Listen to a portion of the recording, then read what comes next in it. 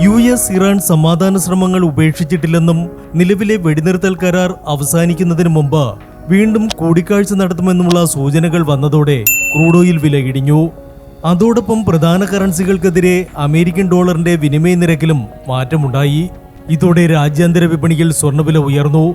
നിലവിൽ ഔൺസിന് $4769 എന്ന നിലയിലാണ് സ്വർണം. അതേസമയം സൂചനകൾ പോസിറ്റീവാണെങ്കിലും സ്വർണത്തിൽ നിക്ഷേപകരുടെ വലിയ തള്ളിക്കയറ്റം ഇപ്പോൾ കാണാനില്ല.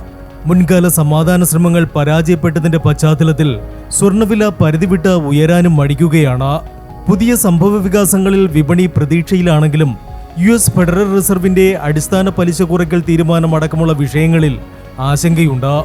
നവംബറിലെ US ഇടക്കാല തിരഞ്ഞെടുപ്പ് വരെ എണ്ണവില ഉയർന്നു നിൽക്കാനാണ് സാധ്യതയെന്നാണ് US പ്രസിഡന്റ് ഡൊണാൾഡ് ട്രംപ് പറയുന്നത്. ഇത് ഫെഡറൽ റിസർവിന്റെ പലിശ കുറയ്ക്കൽ തീരുമാനത്തെ ബാധിക്കുമോ എന്നാണ് നിക്ഷേപകർ ഉറ്റുനോക്കുന്നത്. പലിശ നിരക്കിലെ മാറ്റം സ്വർണ്ണവിലയിൽ നിർണായകമാണ്. കേന്ദ്ര ബാങ്കുകൾ പലിശ നിരക്ക് കുറച്ചാൽ സ്വർണത്തിലെ നിക്ഷേപം വർദ്ധിക്കുകയും വില കൂടുകയും ചെയ്യും. അതേസമയം മറിച്ചാണെങ്കിൽ സ്വർണ്ണവില കുറയുന്നതാണ് പതിവ്. Business desk, gold max.